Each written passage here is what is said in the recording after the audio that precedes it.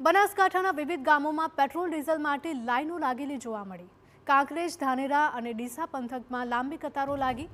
બાઇકમાં 100, ગાડીમાં 500 રૂપિયાનું petrol diesel અપાતા હોવાનો દાવો કરાયો છે, તો ટ્રેક્ટરમાં 700 રૂપિયાનું ડીઝલ અપાતા હોવાથી હાલાકી પડી રહી છે।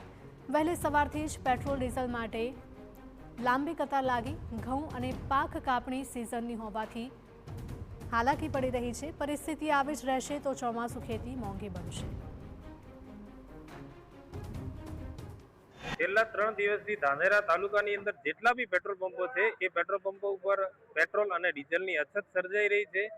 બાઇક હોય તો 100 રૂપિયાનો પેટ્રોલ અને ગાડી હોય તો 500 રૂપિયાનો પેટ્રોલ અને ટ્રેક્ટર હોય તો 500, 700, 1000 રૂપિયાનું ડીઝલ મળે છે।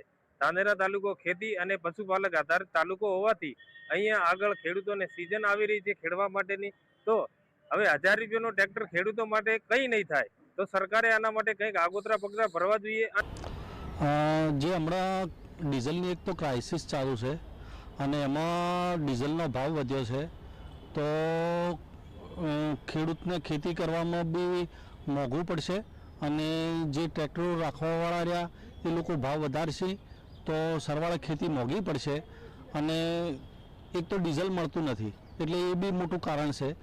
સરકારે એના વિશે કંઈક વિચારી અને ખેડૂતને એનું આધાર કાર્ડ અને 7/12 ઉતારા અને જોડે રાખી અને કેરબામાં કે બેરલમાં ડીઝલ આપવાની વ્યવસ્થા કરાવરાવે તો વાવેતર ટાઈમસર થાય।